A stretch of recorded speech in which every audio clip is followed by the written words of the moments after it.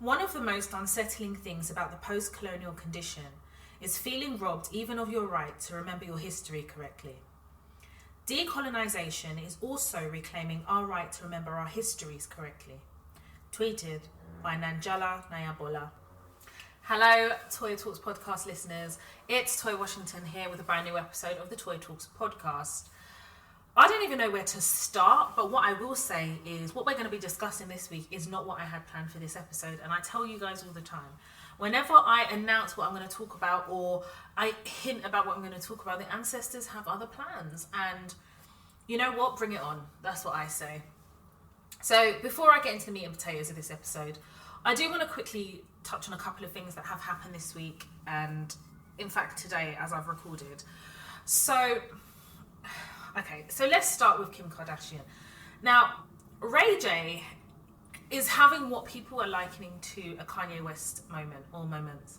And basically he's talking about the release of, the initial sex tape between him and Kim Kardashian that basically propelled Kim Kardashian to fame. I can't even believe that I'm actually saying those words, that a sex tape would propel someone to fame, to a point now where we look at Kim Kardashian having been rebranded so many times, often cosplaying black women and cosplaying racial ambiguity to be able to penetrate certain industries. And she's done so with the skill and agility of her mother. Kris Jenner is probably one of the marketing geniuses of her time, of our time, of the current times as we see it. And the Kardashians, as a Kardashian-Jenner family, are a powerhouse, and any way you try to cut it, I think one has to accept that they've got and amassed a lot of power.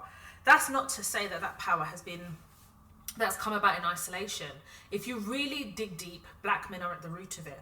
They understood the power in culture that we have as black people, and they have utilized, in my opinion, the strength of black people within our community. For example, Kanye West confidently told us that he basically not only used her as a muse, but gave her access to the black culture. That tells me he knew the power that he wielded within the culture and community. And yet he was so readily and freely willing to just give it up to somebody who was not only not part of the culture, but had no access or right to the culture. And now he's done that, and she has utilized that for her own gain, and she's utilized that as much as she can. Kanye West now wants us as black women to rally around him now that Kim Kardashian has wisened up and understands where his weaknesses sit, and use them against him. Kanye West has even gone as far as giving her shares in the Yeezy brand. He has no shares in Skims, no shares in any of her businesses, and yet she wields all this power. Now, I have been asking the question, why has Ray J started to talk his truth now? It's been over 10 to 15 years since the release of the initial sex tape. Apparently, there are 3 more allegedly sex tapes that were recorded with consent between him and Kim Kardashian, orchestrated allegedly by Kris Kardashian, her mother. Now, what I understand from what I've read and some of the research that I've done is that Ray J feels as though he has been not only used, but I mean, to be honest, he was complicit in this, so I don't know how much he's been used. But at least I can agree that his position has been manipulated, and they've used him as a scapegoat and inadvertently tried to ruin him, to silence him. I think Ray J wields a lot of power based on the information that he knows. And if what he has been saying on Instagram Live is to be believed, Kris Kardashian effectively orchestrated, allegedly, the release of a sex tape and sex tapes, more than one, to make her and her family rich, and then sought to bury the truth by using Ray J as a scapegoat. And now he's speaking his truth. And I had a conversation with someone and I said, do we actually care enough? Why is he now looking to the community to tell us the truth, which we've known for a while, but it didn't serve him financially to tell us the truth? But now that he sees that they are literally going after the businesses that he has built and seeking to discredit his credibility, now he's seeking support. And he's seeking support, I think personally, initially from the community. But where was his interest in the community when Kim Kardashian has often been cosplaying racial ambiguity and has been benefiting and profiting from the black community Ray J didn't say anything. He didn't have an opinion then. But now something directly affects him and his business. He's trying to now like whip up support from the community and anybody that will listen. Even though, in my opinion, I believe he's telling the truth. But do we care enough? This is a classic example of when you abuse your community and then expect your community to then back you. When we have often been gaslit whenever we have raised things, we have been ignored. And it's funny how some black men, and I say some and not all, forget that they are black as well. They may be black men, but they still are part of the community. See, when you treat black women like we are disposable, you can't pick us back up again. In fact, as a community, I'm really proud of kind of what I've been seeing in the blogs and things like that. Ordinarily, black women would take this plight and fight as our own, and we would, you know, represent our strong black man who has been used and abused. But Ray J, this is your fight to fight, my dear. You know, if you're fighting for your reputation, well, it financially serves you now. It wasn't serving you before to fight for your reputation. When Kim Kardashian was directly profiting from our community, not feeding into our community, gaslighting us and behaving as though we are disposable, you didn't say anything because you treated us as a community like we were disposable. So you can't just pick us back up, now it suits you. Unfortunately, Ray J, as they have said in the blogs, you are having your Kanye West moment. I suggest you loop arms with Kanye West and devise and come up with a way to deal with the Kardashians with the truth. By doing a tell-all, a sit-down, coming and telling us the truth. And at that point, you've got to work it out. What you are not going to do, and what I personally will not allow myself to be lured into, is this, I can't stand Kim Kardashian. I've got my own views about her. But ultimately, she only profited from the things that these black men gave her. And she's run away with it. She's utilised it. She's become a multi-millionaire. I think she's even a billionaire now. What is our own business, please? Recently, Kim Kardashian announced that she had a joint venture she's got a business partner, this white guy, I don't know his name, for a private equity firm. So she's launched a private equity firm. And what I found really interesting is when they did like their promo pictures for the private equity firm that's been set up, she has moved away from black imagery, and she has stepped into her proximity to whiteness. I in my opinion, she's a white woman, and I understand that she's Armenian, but she's not black, is the point. You see, Kim Kardashian knows how to leverage race through fashion, and she knows how to leverage it in her business endeavors. And there was a picture of her in a black turtleneck, and it was very reminiscent of Steve Jobs. You know, he always wore that black turtleneck. It was almost like a symbol of, for me, that black polo neck, how it's being worn, it's almost like that proximity to whiteness, that accessibility that is now the direction in which she's heading in. You see, when I talk about Kim Kardashian cosplaying, this is what I mean. She knows how to be more of something that isn't herself to get proximity and access into certain industries. And she does it in such a way that is so disposable. And that, to me, is the problem that I have with her. When you treat cultures and race like we are disposable, and then you do it for your own financial gain. But in a way, how much blame can I apportion to her? Because she taps into that through vessels who are black. So you've got Ray J, you've got, even in my opinion, Lala Anthony, who is allegedly her best friend. I don't even know what they talk about. What's the other one? Kanye West. You understand? Like, she knows how to, but it's. Do you know what? In my opinion, it's very abusive and it's very disrespectful. I remember when Kim Kardashian, she tried to trademark the name kimono to launch one of her brands.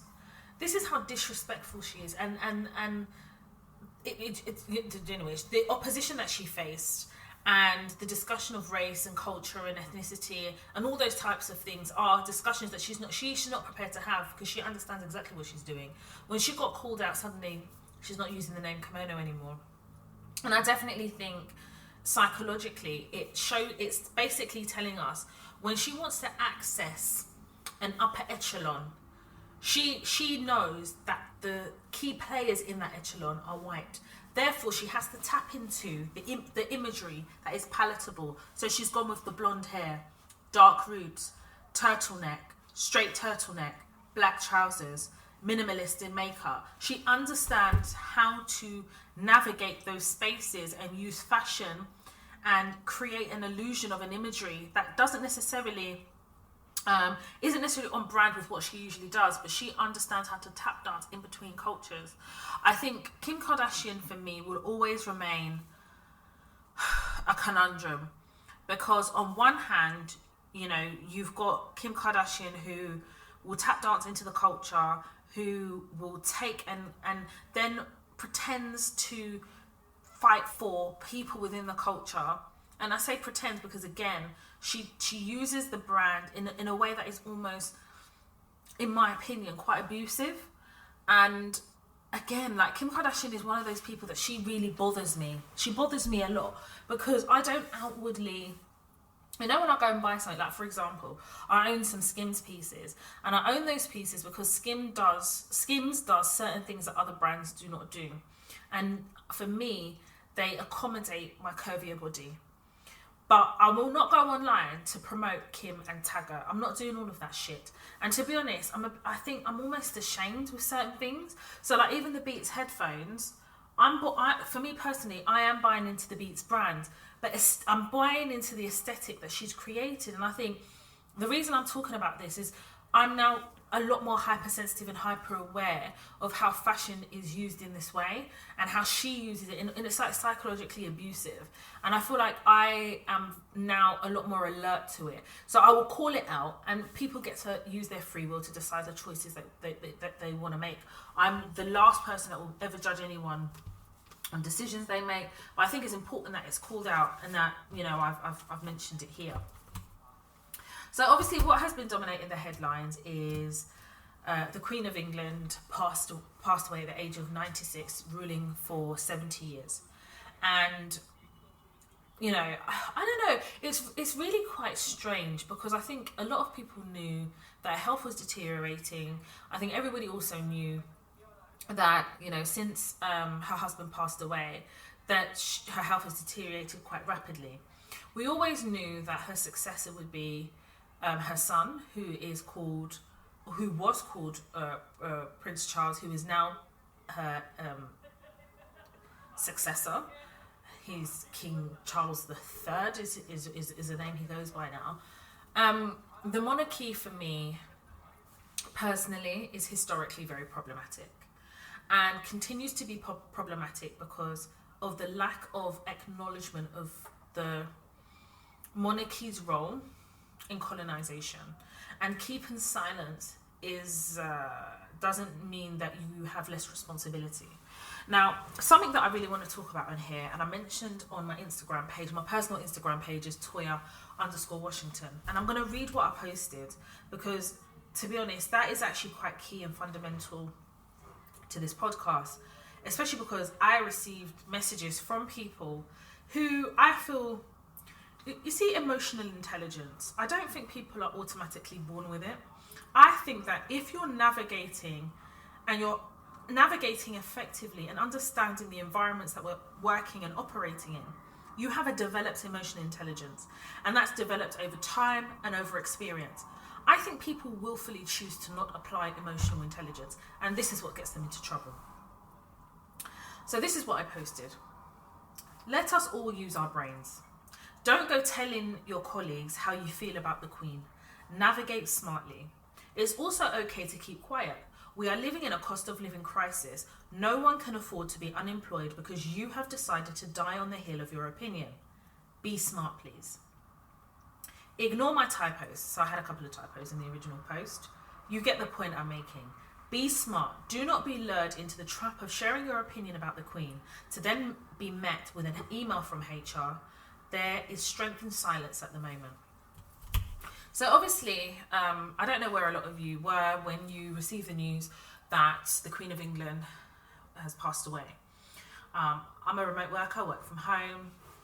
And to be honest with you, whenever I work in white-dominated organisations, which is probably 98% of the places I've worked in, I'm very aware that a lot of people are like monarchy loyalists, and I'm very careful about the things I talk about, the things I say. In fact, I'll go as far as saying I can often come across as quiet to myself, and that's because I understand how words and opinions can be used against me. Even though people understand what you're trying to say, people will willfully use your words to their advantage or as a weapon to make you uncomfortable or even remove you from an organization. I've worked in many places before where innocent conversations have led to disciplinaries, final warnings, meetings with HR. And as far as I am concerned, I understand the importance of navigating in an effective way, and doing so requires me to have a developed emotional intelligence. Not a lot of people have it. In fact, I have worked with people who have zero emotional intelligence, and then they wonder why they're in and out of jobs every 5 minutes. They wonder why they can't hold on to a job, and they don't see that they themselves are the key denominator. It's always somebody else's problem. It's always what somebody else has done, and people will then convince themselves that they were bullied out of a job. And don't get it twisted, 9 times out of 10 you were bullied out of that job, but you gave them the ingredients to know how to bully you to get you out of that job. You see, a developed emotional intelligence requires you to also be one step ahead, but you need to understand fundamentally where you are working and who you are working with. When I talk about due diligence, it's developing that emotional intelligence to understand who are the problematic people, who are the fly-by-nights, who are the people that are just trying to get to the end of the day, who are the people that are here to just claim their retirement fund at the end. You have to understand how to categorize people you work with. That is the only way you are able to stay in an organization for a sustained amount of time. You have to police the conversations you are having. Now, it's very easy to have discussions about topical topics at work. So for example, Love Island. Now, I've been in workplaces before where Love Island was the current source of discussion, and then you had a misogynist, and then somebody will ask you what your opinion is about that person. You have to understand when you are being asked a loaded question. When you are asking me a question about something that is outside of work, my first question is, what is this person's intention? Unfortunately, that's how, as black women, we have to operate. We almost have to be suspicious, and it's exhausting. But if you're choosing to work in white-dominated spaces, you have to navigate and operate from that position first. So I'm having a meeting with somebody, and this person's quite senior in the organisation, and I'm doing my job. I'm trying to deliver on my contract. And then I'm told, oh, Toya, you're a little more, listen, you are a little more quieter than usual. So you've established in your mind I'm quiet, but I'm quieter. How can you be quieter than usual? I don't understand that. That's like an oxymoron. It makes no sense, but the only moron is you, because you tend to think that I'm stupid enough to fall for this, and I'm not falling for it. So I said to her, really? I don't think so. Maybe because I'm in a current state of mourning. Oh, I completely understand. Listen, let me tell you all, queens, the only mourning I have, the mourning I am feeling, is for my ancestors, but I don't need to explain that to them. If she wants to believe that my current state of mourning is about the death of the Queen, then you think so.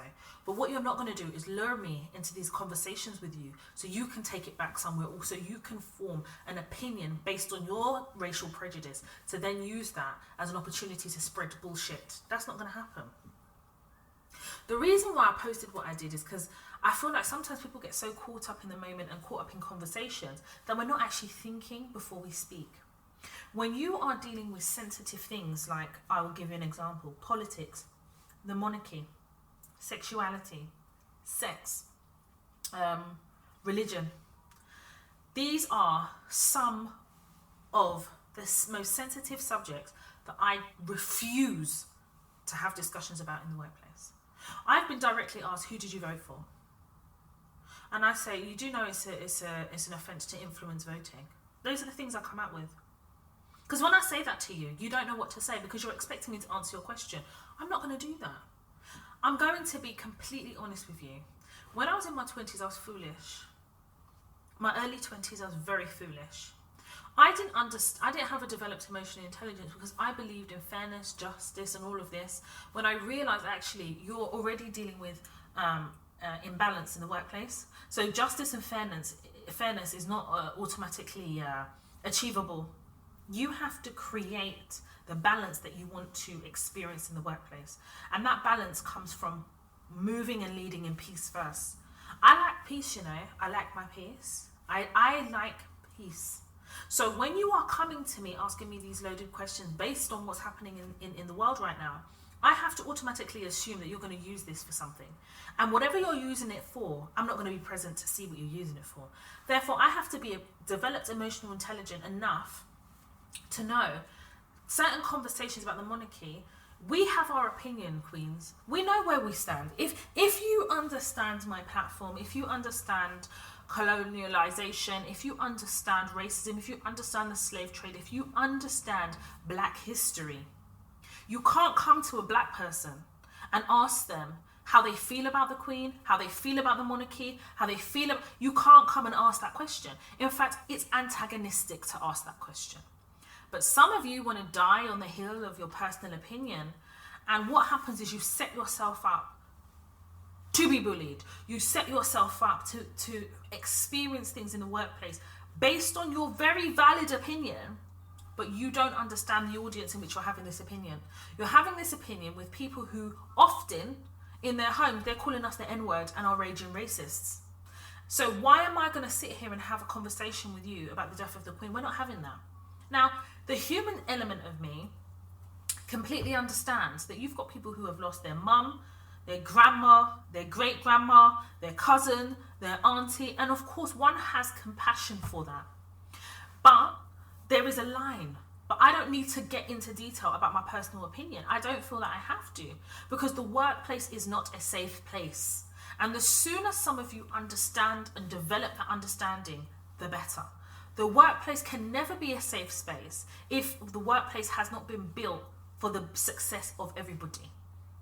If you're working in spaces that are not balanced, if you're working in spaces that are not representative of the society we're living in, how can you then expect to be treated fairly or to have an honest and open conversation about sensitive topics like the monarchy is a sensitive topic because it's a sensitive topic because if we really dig deep into colonialization, if we really talk about the active and the proactivity or inactivity or the role of the monarchy during colonization and the role that they continue to play by not accepting certain things, that in itself is sensitive because you're required to have that conversation. There needs to be an acceptance. To have that conversation, we are then having to tap into our historical trauma. So it's a sensitive subject. How then can you expect to have an honest conversation with a community who do not accept or will refuse to acknowledge its role in colonization? The history books do not lie. Yeah, they're not lying. The photos do not lie. The crown jewels are not lying. Listen, when I did my research about the crown jewels and things like that, and you really start looking at the British Museum and how they came to acquire certain artifacts, like if we're really going to have that conversation, I don't think they're really ready for that conversation, because it will also require a departure of certain artifacts back to its originating countries, and also it will require reparations, that conversation that they're so terrified to have. If we talk about the degradation of a community and the inhumane treatment because of the colour of our skin, they're not ready to have that conversation. Now, a lot of people were tweeting from their Twitter handles, and some of the things I was seeing, I was thinking, do you know how easy it is for these mad people to just report you to your workplaces? To your workplaces. I don't think people understand that. Unless you understand why the workplace isn't a safe space, you're going to get yourself into a lot of problems. And I don't understand why people are using their personal Twitter handles with their workplaces there in the bio and writing all of this stuff, which is their truth. But you've then opted to die on the hill of your truth and public opinion. during a cost of living crisis where everyone's holding on to their jobs, who's the smart one, please? I really feel like some people like have shit for brains. I genuinely think that. Because I don't understand why you would willingly put yourself in the situation to make yourself a scapegoat or a target. I personally don't get it. I don't get it. So for me, when I posted what I did, it was just to remind people the workplace isn't safe. And whilst we all have our opinions, there is a strength in silence. There is a strength in silence because, I'll give you an example. Where I work here, they didn't even send out an email. HR didn't send out an email. On the intranet page, they had, condolences and everything. And then they said, code of conduct. It is expected that you will continue to behave, you're represented, And I was reading this and I was like, because it's business as usual for them. This is a tick box exercise. Tick, boom, and continue. I think for me, the shocking thing of all of this is when you really understand like the history of the monarchy, you understand Princess Diana, who honestly, I love Princess Diana. And I love her because I understand her story. And I feel like, every time I like hear a recording or I watch a documentary, I feel like this sadness because it was like a dove that was just crushed. And again, the power of the monarchy and how she was treated. And then to know the role that Camilla played. Homegirl is a queen consort. And me personally, I don't understand how you can go from side piece to a queen consort.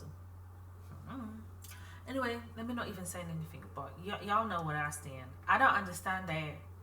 Honey, I don't get it. And I just don't understand.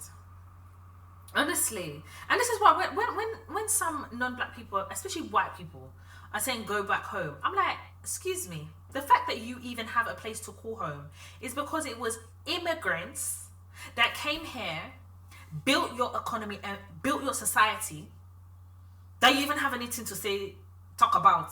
So when you tell me to go home where? Where should I go? What, the place that was pillaged? If you want me to go home, can we talk about colonization then? If you want to go home, let's talk about that. Because we need to talk about why Africa is in the state that it currently is. That's not the state it was found in. But no one wants to have that conversation. When we study Black history in school, when I studied Black history in school, all they taught us is about Malcolm X. They told us Malcolm X was a bad man. They told us, Martin Luther King, he had a dream, but the dream ain't here. They talk about Rosa Parks as if she was, and don't get it twisted, she was a very powerful force in Black history, but she wasn't the first woman that refused to get up from her seat. But it was a palatable history that they were comfortable in teaching us. And I genuinely thought that was Black history. Until I started opening my eyes to the history of Africa. That's the real Black history. The history of the West Indies. That's the real Black history. But that's not what they want to teach here. They want to teach the palatable history that doesn't cause us to ask questions. Are we going to talk about the new cabinet? So Liz Truss is now the Prime Minister of the UK, and her cabinet is very multicultural. So everybody's now, and I say everybody, but those people who are woke understand that a lot of these people that have been elected who are, let's talk, who are Black, have often spoke about how they don't believe that their job is to advance Black people or their job is to talk about Black issues. I don't understand how a Black person can say that your job is not to talk about Black issues, but you're Black. And it's those type of Black people who have been elected into the cabinet. It's people who are happy to denounce themselves, denounce who they are, to be palatable for a government who really doesn't give a shit about anybody but the rich. The Conservatives are not for the working class, my dear. The Conservatives are not for the poor. The Conservatives are for the rich and wealthy. And I am scared, honey. I'm scared because I don't know what's going to happen over the next few years. But what I can tell you is it doesn't look good. It does not look good. So bearing all of this in mind, the increase of fuel prices, the increased energy prices, and a clear cost of living crisis, some of you are still willing to die on the hilltop of your opinion and give it with impunity in workplaces who do not even want to see us there. Make it make sense, please. Develop an emotional intelligence enough to understand that in your workplaces, you are there to do a job, you are there to deliver and get the hell out. My attitude has changed. You see, before I used to log on early for work and I finished later. And it was my choice, huh? It was always my choice. And I've gotten to a point in my career and in my life where I realized something. When you are good at your job, even if you arrive at midday, I will finish at 5. You know why? Because from 9 to 5 is enough time in the day for me to do my job and deliver. And anything I cannot deliver, the world will not collapse. The organization will not fall down. I now center myself in that if you make yourself a subject matter expert and you're able to focus on what your deliverables are, I don't have to break my back for you to acknowledge or to see how good I am at my job. Being a subject matter expert is focusing on the subject. It's not me breaking my ass off so that you can recognize, because I've realized something. And what I've realized is this. We as black women are complicit in tapping into our trauma so that we can be accepted. And it's because we're told that we're not good enough. That's where it comes from. So I'm going to give you an example of something. I had, so I remember I keep telling you, like, no matter how long my contract is, I'm always going to know what's happening in my industry. Always. It's your job. It's your duty to understand what is going on in your industry, good, bad, and indifferent. There are going to be dips in your industry, and this is why me and my friend were talking, and we were saying, you have to at least like what you do, because sometimes you have to weather the storm. Weathering that storm is sometimes you can go through a period of 3 to 6 months, maybe, where the day rate or the salary ain't great, but you weather the storm because you know that there's going to be peaks. So there's always peaks and troughs, right? Now for me, I'm happy where I am. I have no issue. I'm going to get renewed. Amazing. But I still have to have interviews, because how can I have a whole academy if I'm not doing interviews? I need to be able to tell you what's happening in the interview space and how one is going to navigate interviews, especially if you want a role that's going to yield an offer. So for me, I'm always doing interviews. I'm always having conversations with recruiters. I'm always, checking what's actually affecting the progress or advancement in my industry. So I had an interview and it was for a project. So if you imagine there's a management consultancy at the top, and basically they have people who contract services like myself to the management consultancy. Then the management consultancy contracts your services out to their end user. Yeah? So you've got the management consultancy and you've got the end user, so the manager of the head using company. Yeah? So I've been put forward for a role. They sent me an email. They're like, your CV is amazing. That's what they wrote, ! Your CV is amazing. And we would love the opportunity to have a discussion with you to see if this role suits you and if you're interested. Now, the way that email sounded was really interesting. It wasn't about to see whether you're a good fit. That's not what it said. It's to see if you're interested. So already I'm smelling a rat here. They basically want to see if I'm interested in a role that they put me forward for. So for me, something came right over here. Mm-hmm. So I came on the call. It's a video call on Teams. And for me, there is this one Zara top that I wear with the gold buttons at the back. And it's a short sleeve. When I'm coming down, then I'll use my Poindexter glasses and I shove it all the way to the top of my eyes. So you think I'm a dork. Yeah, I'm a nerd, girl. I'm a resident nerd already. But I come across very unassuming. So having the interview now, and they were like, oh, we've seen you've worked for XYZ. They used to be an ex-client of ours. This, that, and the third. So in my head, I'm thinking, okay, and you do those little laughs in between. Oh yeah. So the head of the end user, he says to me, I see you have more experience in so-and-so sector? I says, no, I don't. I have an equal balance of experience in every single sector within my industry. And I've done so deliberately to not be pigeonholed. In fact, I think it's been commercially advantageous of me in the last 2 years to have experience in this certain industry, because that has what has been quite popular because of the effects of COVID. However, I'm in a very good position to be able to pivot between industries because I have all the experience that I do, and I leverage that to be able to continue to work in different industries. He didn't know what to say to me.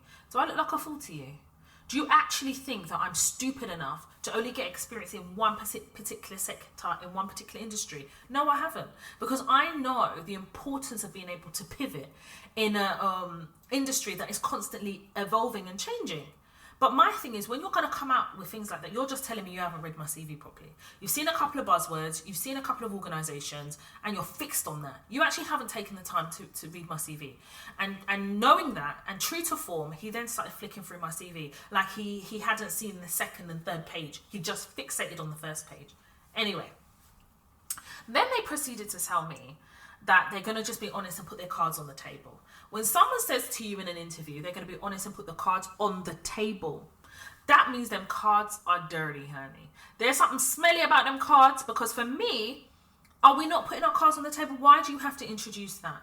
Anyway, they then proceeded to tell me that the reason why they're recruiting into this project role is because the person that is currently there, who again is a consultant, a seasoned consultant of over 10 years, has been there for 6 months and chosen not to renew because there is a key stakeholder who has been bullying that person for the last 6 months. So therefore, they've opted to not renew their contract and to leave. In fact, leave before the end of the 6 months. So they're looking for someone to replace her, to get a handover and hit the ground running. Do I look like a rat that when you see me on the floor, I hit it and run because somebody might step on me? Do I look like a mouse, hit the ground running? Am I a basketball? Am I a tennis ball? Hit the ground running. When you hear the words hit the ground running, who is chasing me? It's that key stakeholder, isn't it? I tell you now, and I tell you tomorrow, and I tell you next week. When you hear things like that, you better be careful. Because when someone says hit the ground running, when you hit something, you could hurt yourself, but you have to hit it and run. Why? Because someone's chasing you. The only time I run, is when I run to the car because it's raining. I don't run. I'm so sorry. I told you I'm slightly fat. I can't run. If I run, my knees will give way. I can't run. Because I don't want to be pursued. I walk briskly, hit the ground running. So then, when they're saying this to me, they're looking at me like I should be grateful for the level of honesty they've given me. And I'm thinking, no. You are grateful for the subject matter expert sitting before you. And now what you're trying to see is if I have the resilience, because you think I need to be resilient enough to allow myself to be bullied and turn up every day. So I said, so as they're talking now, they said, oh, Toya, we've spoken a lot, so obviously we want to hear from you, I said, okay. And as they're talking, I'm making notes. So they can see me making notes because I move my screen, the camera, so you can see that I'm writing something down. I don't want you to think I'm looking at my phone. So I move it down. This is all strategy. Strategy. I'm telling you, when we talk about due diligence and everything, remember what I said in this episode about a developed emotional intelligence. You have to understand what an interview is. When I recorded the interview masterclass, I gave you my blueprint. If you've decided to not purchase it, if you've decided to not watch it, if you've decided to not use it, that is your problem. But what you're going to find is if you do not have an informed, developed emotional intelligence, you're going to run into problems every single job you go into. I haven't poured myself into masterclasses for my own advancement because I'm giving you my blueprint. Listen, when it comes to understanding the mechanics of how workplaces work, you have to acknowledge that sometimes you don't know. You have to go where the information resides, tap into it, utilize it and be proactive in continuing to use it. So I said to them, okay, I do have a few questions here, but obviously the most poignant question here would be, you have a key stakeholder. Now, that key stakeholder clearly cannot be removed. It can't be spoken to unless you're telling me you've had a discussion, changed behaviour. But this wouldn't be the first time that you've run into this issue with this key stakeholder. Because I find it hard to believe that a consultant would just up and leave. They would have communicated the issues that they were having. Now this consultant is leaving. And it's not just the consultant leaving. It's the value of the knowledge that they're leaving with. So my question is, what have the lessons learned and what things have you put in place to mitigate this issue? And what support are you offering a new consultant coming in that hasn't been offered to the incumbent consultant? These people were shocked. They were shocked. Because remember, they're still in their grateful bag. They're grateful that I should be grateful that they're being honest. Sorry, your honesty comes at a price. And the price comes at you now have to justify yourself to me. So, Toya, obviously what's happened is we have spoken to the key stakeholder and we have had a very honest dialogue. However, it has to be understood that he's been employed directly by the company. He's ex-military, so he has a certain way of working. And the way the organizations see it is he's delivering. So I said, okay, so it seems like an any means necessary type of situation. So how do you not know that I could come in or anyone else can come in, you'll be in the same situation every single month because of this key stakeholder? They couldn't say anything to me. So I said, so when I couldn't say anything, you can see they were uncomfortable. I paused. So I said, how do you secure the mental health of the consultants working for you? Because this is a highly pressurized project, as you've said. And you've also stated to me that this is about implementation of certain things. So obviously mental health is really important. So what things are in place to safeguard the mental health of the consultants you've got going in there in a highly pressurized environment and a highly pressurized project? So they said to me, well, obviously mental health is imperative and important, but they see mental health as every individual's responsibility. If that wasn't a red flag, it was a very flashing one. I didn't say anything, I was quiet. So then they said, Toya, have you got any more questions? I said, well, how imperative is this? You call him a key stakeholder. Is he a decision maker? What is his role in terms of the consultant coming in? How influential is them? They said, oh, he is like very important. And they said to me, you know, if you made a commercial decision about something and he didn't agree, how would I go about overriding him? I said, well, my job isn't to override.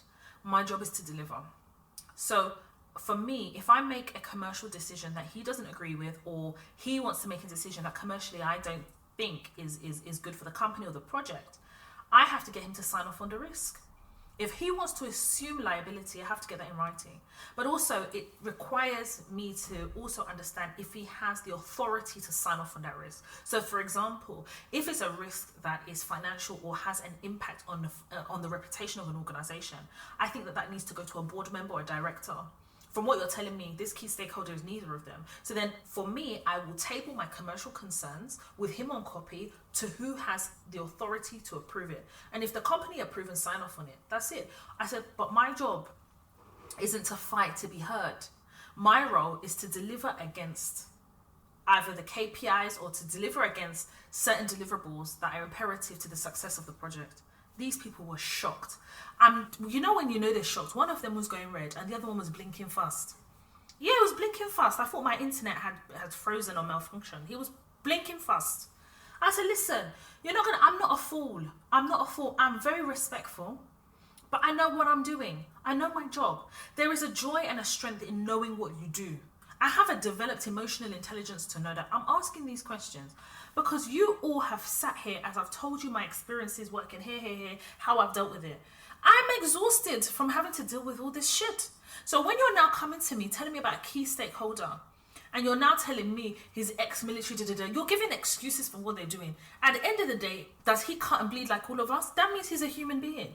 You're not going to treat me like a dirty rag because you feel that you have the right to, because this guy is delivering. So by any means necessary, even at the expense of individual's mental health, no job is worth that. I'm so sorry. No job is worth that. Because what they're basically saying is, you have to pick and accept you are going to have issues with this guy, fair enough. But it's almost like, you know what it felt like? It felt like, as black women, we understand how we're treated in society, how society sees us.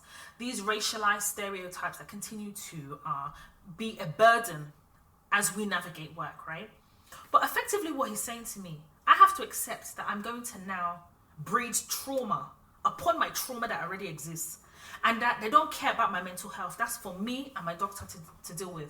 But while I am there, he is a problem. He's an accepted problem. So either I put up and shut up and allow myself to constantly be, my trauma to be rehashed, or I will be there until I'm broken like this lady and leave. And I'm not doing that.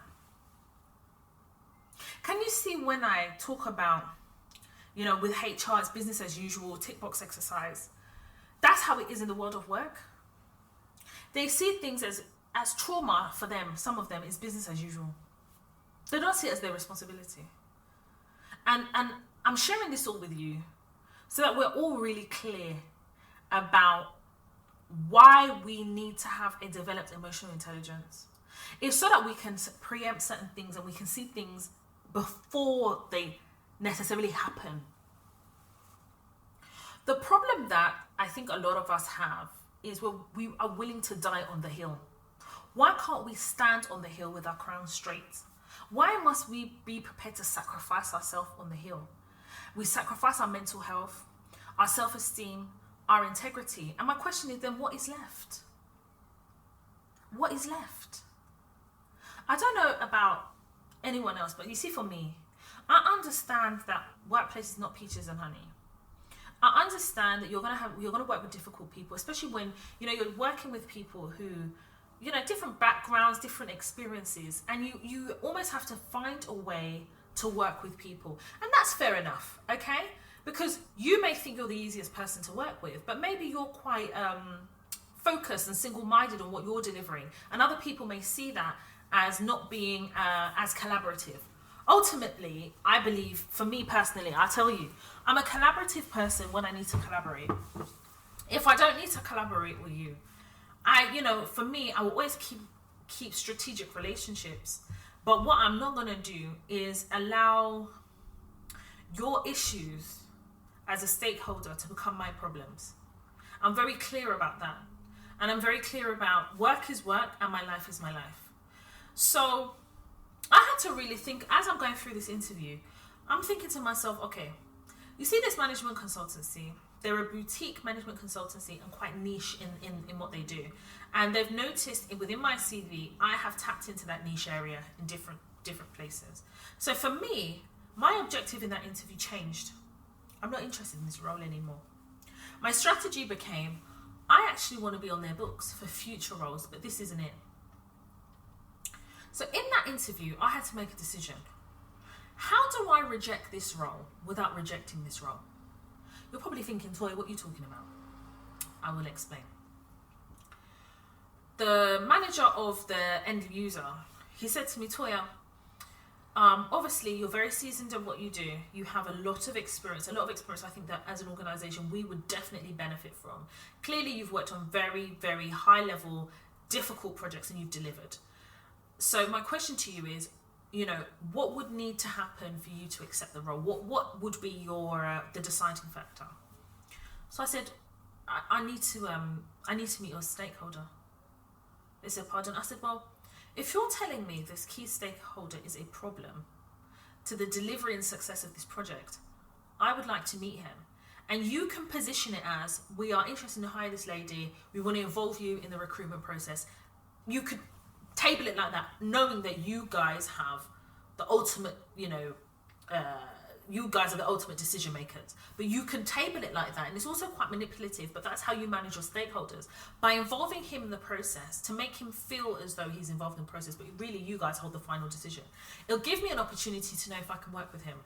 Because what you don't want to find is that you're hiring somebody only to be back here in a month. So I'm giving you an opportunity to mitigate that risk by allowing me to meet him. And I said, within the first 5 minutes, I can tell you if I can work with him or not.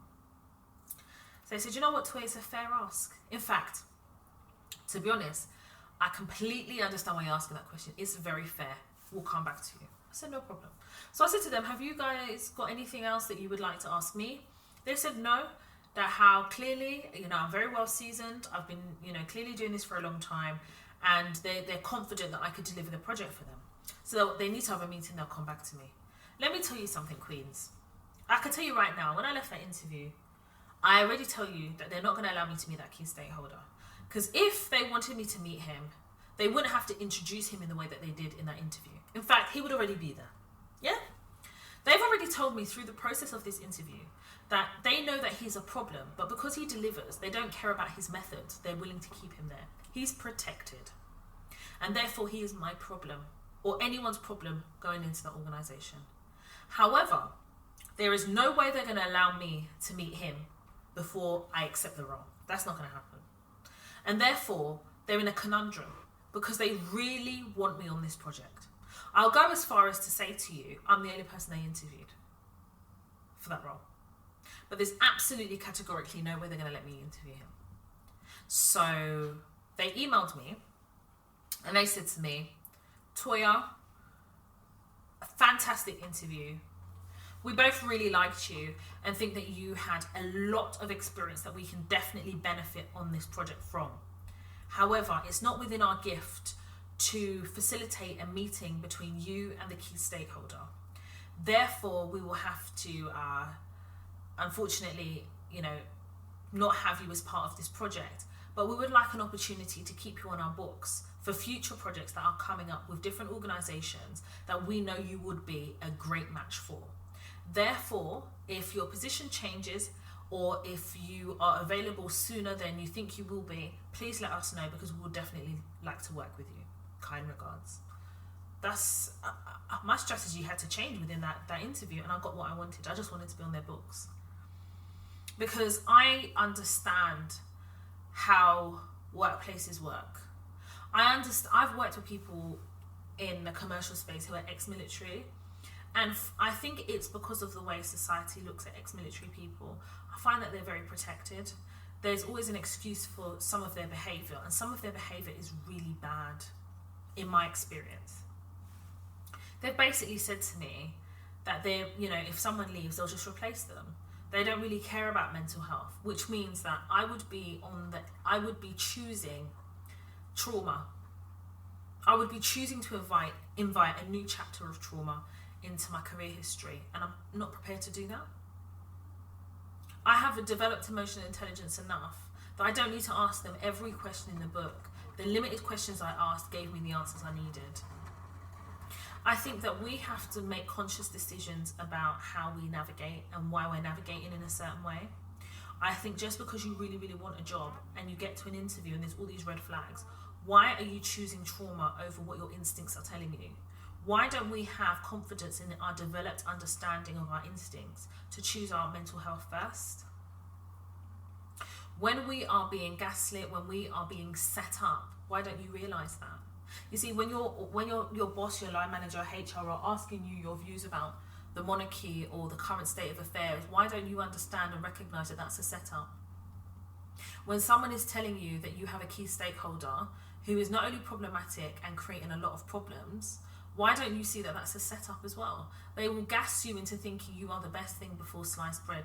You'll walk into that organisation and you're set up because you're working with a maniac. You're working with a maniac. But you willfully chose that path. You willfully chose to open another chapter of trauma. When do we get to a point in our careers where we start mitigating some of our traumas? And some of that mitigation requires the answer no. Some of that mitigation is to ask those further questions that we're afraid to ask.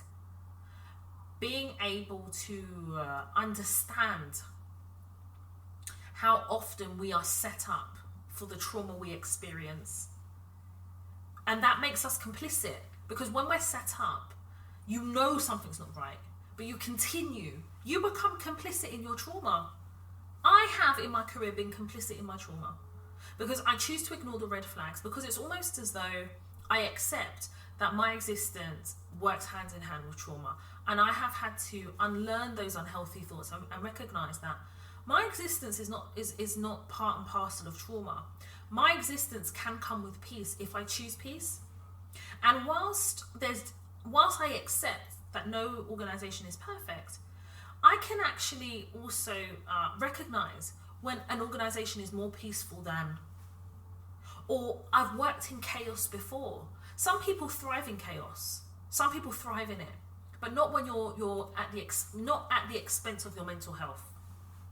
I think some of us forget how to use the interview process to your advantage. For I accept, you can't read body language as well. But when somebody is blinking profusely, 100 blinks per hour, no eyelash, what is going on? When your nose is stuffy on a clear summer day, it's because it's stuffed with all the lies and deceit that you're coming to produce to me in an interview. I'm not stupid, and I'm not going to have that. I don't know, it's weird. I feel like, I'm going to tell you how I felt in that interview. You know that stereotype, as black women, we're strong enough. I felt like that was kind of the undertone of it. It was almost like, we've got a stakeholder who's a flipping batshit mad. But based on your experience and based on the person in front of us, we think you're strong enough to deal with that. And whilst you are going to probably be traumatized by working with someone like this, we think you're strong enough. That was like the undertone of it. But what I'm trying to communicate to you is, for them, it's business as usual. So look at the woman that's leaving there. God knows what they put her through. But it's business as usual, because they're just interviewing another person, telling them about how mad their key stakeholder is, expecting someone to accept that as part and parcel of the role, business as usual. They ask you about sensitive stuff in the workplace. You share your opinion on the hill of your opinion. They then reprimand you. They then drag you through the mud. And then it's business as usual. They send an email about what's happening in the world at the moment. Yep, the Queen's passed away. And they'll give you a statement. And then it's business as usual. And this is, for me, how society works, but also how workplaces work. It's business as usual for them. So for me, it's not usual for me to exist in my trauma, constantly being triggered because I'm seen as strong, or because that is the stereotype of a black woman. And then when you've crushed me, chewed me out, crushed me, spit me out, and thrown me away, it's business as usual. That's why I say to people all the time, you may burn the oil at both ends. You may work them unhealthy hours, but when you drop dead on the floor, they will send a wreath of flowers to your family. If that, maybe a card, I don't know, a couple of condolences, and then it's business as usual.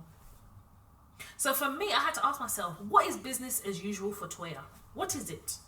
Business as usual for me, business as usual for me, is being able to go into an organization and at least try to deliver my job, my work, or deliver against what you've contracted me to do, and duck out. Business as usual for me is not working all the hours God sends while the grey hairs are sprouting out of my head. No. I don't want to die of an aneurysm because of stress. No.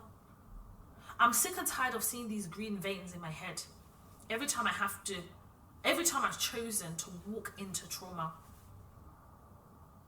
We have free will, we have discernment, we have a developed understanding of emotional intelligence to start making decisions that make sense. Because after every decision you make and the things that you willfully walk into, it's business as usual for them. B.A.U. Anyway, I hope the message in this episode has landed, or I hope it's landed, because we have to be really careful, especially in sensitive times as we're currently living in. Be careful of these conversations that you're having that are so seemingly innocent for you, but loaded for them. Understand where you're being set up. Yeah? You don't have to walk around on eggshells while they're setting me up. Just have emotional intelligence enough to ask yourself personal questions in your mind. Why does this person ask me this? What are they going to do with this information? In this organization, how do they operate themselves? Does this person have a big mouth?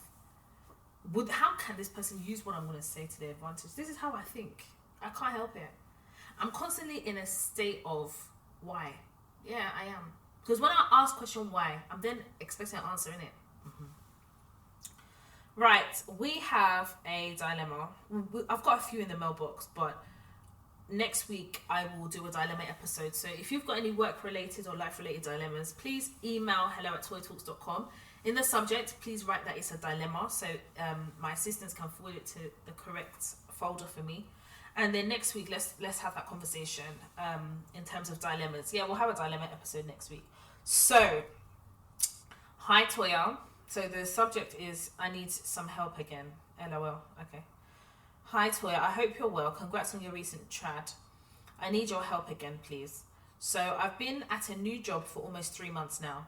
To make a long story short, I hate it. I've been given no training. The job is really demanding, and I have worked evenings most weeks, as the job requires evening meetings that can last for 2 hours. I know that I can't go on like this. I've been going through a lot I've been going through a lot of personal things recently, and this job isn't helping my mental health. I feel like I'm about to break. I really feel disappointed in myself, as I did my research and I thought this would be the career for me. I keep changing jobs and I need stability. I'm planning on buying a flat. I guess I just want to know if you think quitting is okay. I've been applying for jobs like crazy, and I think I have a good chance of securing something soon. Please provide me some wisdom for a 25-year-old who feels overwhelmed. LOL. Thanks in advance, Toya. So I have an episode called Walking in the Wilderness. I think you should listen to that episode. And I think this episode will be quite pertinent to kind of what you're going through. But I can't tell you whether to quit a job or not. I can't sit here and tell you, because I don't know your financial situation. But for me, mental health comes first. But also, bearing in mind, we're in a cost of living crisis. I drive my car. Listen, when that thing needs petrol, me too, I'm blinking very quickly. Because I have to decide, can I get this car home before I put in petrol? You know? Like financially, we're in a tough spot at the moment. We're all being impacted by energy prices, by the price of petrol, everything. So I feel like if you're going to make the decision to leave this workplace, you have to really think about your chances of your next role. You know, it's easy for me to sit here and say, you know, don't quit until you get a next role. But I can't sit here and tell you equally to do that, knowing that you're compromising your mental health. What I will say to you is, do you have enough saved? What have you learned from this situation? What are the learning lessons that you will take forward into the next role that you are going to accept? Because if anything, you can't just accept the first role that's offered to you for the reasons that you've given me here. Effectively, you thought this was a career-changing role for you, but actually when you've gone in there, you found that it's not only hot water, but it's hellish. And that, for me, tells me that maybe you did your research, but your research doesn't start just by researching the company or just Glassdoor. Those are great starting points, but the research also happens at the interview stage. If you have bought the interview masterclass, if you bought it and listened to it, I talk about that, because not every job that's offered to me I accept. I can't, because I already, look, if you listen to this episode, I already know that some places are too mad for me. I know what I can cope with, you know. And as I'm getting older, the pursuit of peace is even more.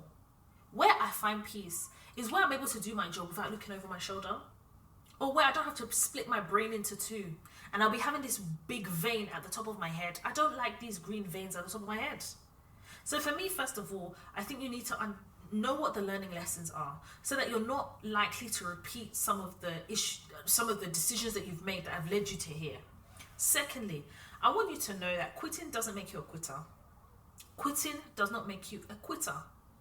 If you have to leave somewhere for your mental health, then you have to also think about your long-term mental health too, because for me, whenever a role affects one's mental health, I do think you need to take therapy. I feel like after every role, we should take 1 or 2 therapy sessions. I've said this before and I'll say it again. I think that you need to make an informed decision. it has to be a balance of your mental health. It has to be a balance of your financial situation. It has to be a balance of your future aspirations in terms of future roles. So for me to sit here and tell you that it's okay to quit, I'm not the one that can give you permission to quit. You have to give yourself permission to choose you, not me. You have to give yourself permission to choose you, because this is about you. Your decision personally affects you. But what I will say to you is, it's very important that if this role is affecting your mental health, that you get some type of therapy. You have to. It's important, because what you don't want to do is carry the baggage of trauma into another role, or bury this trauma and then it comes out when you're triggered in another role. That's really, really important. You see, we have to safeguard our mental health. It is our job. You heard me through this episode.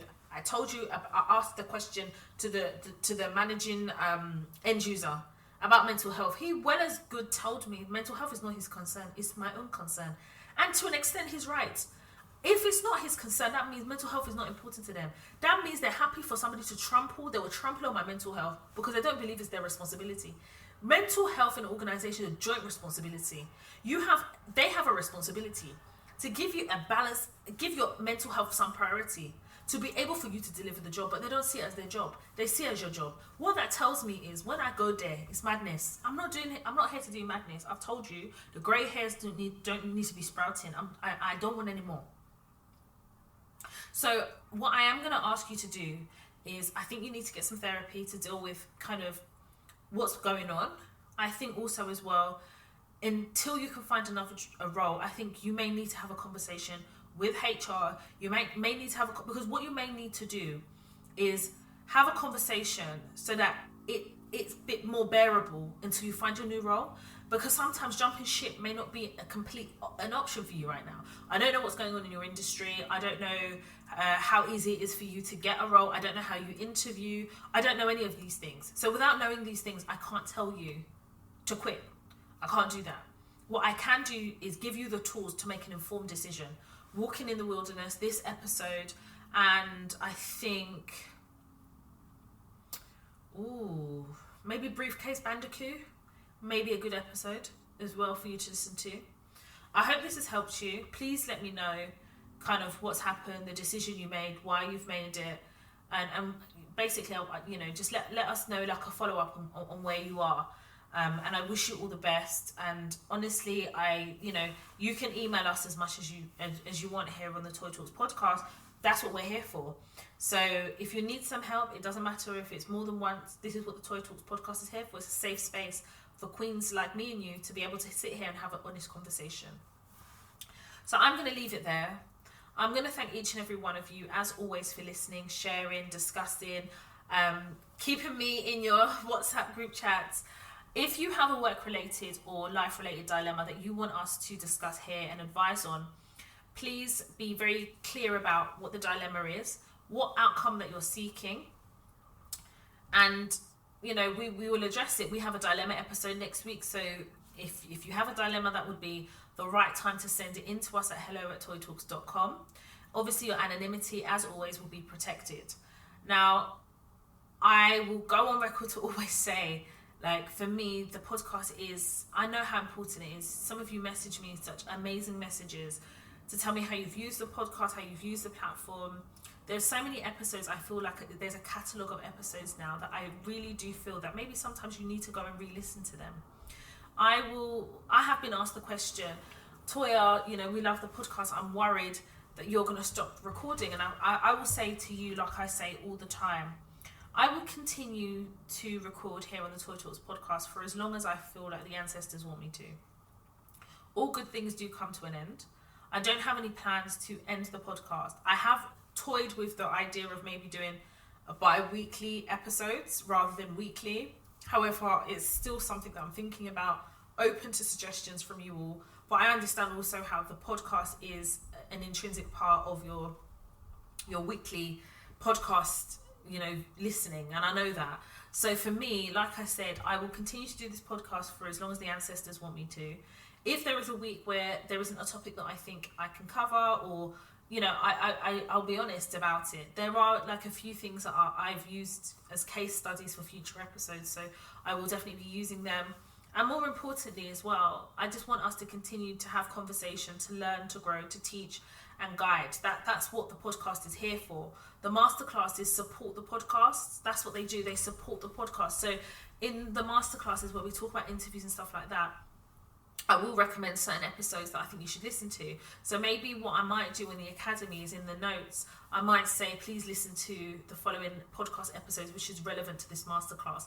I think you guys will find that quite helpful. But there is also a strength of re-listening to past episodes because they're still very relevant. It's just that I know that a lot of people either have been following the podcast quite diligently, so have listened to those episodes, or if you're new, look on the show notes. The show notes tell you what the episode is about. And I go into a lot of detail. There's a lot of planning. I do the write-ups before I develop a podcast episode. The write-ups I do is like a skeleton. There's a lot of planning that goes into the episode. So do read the show notes, do share, do discuss, and I really genuinely hope that the episodes help you and continue to guide and support you in your career and in life. If you want to follow me on social media, my personal Instagram page, which I'm very active on, is Toya_Washington. I'm also active on TikTok. My handle is Toya_Washington. And of course on Twitter, Toya_W with the hashtag Toya Talks or Toya Talks Podcast. Also the birthplace of the Toya Talks Podcast, which is Snapchat. My handle is Toya_Washington. And of course the Toya Talks Podcast Instagram page is Toya_Talks. Thank you so much for listening. I'll see you all again next week for a brand new episode. My name is Toya Washington, and you have been listening to the Toya Talks Podcast.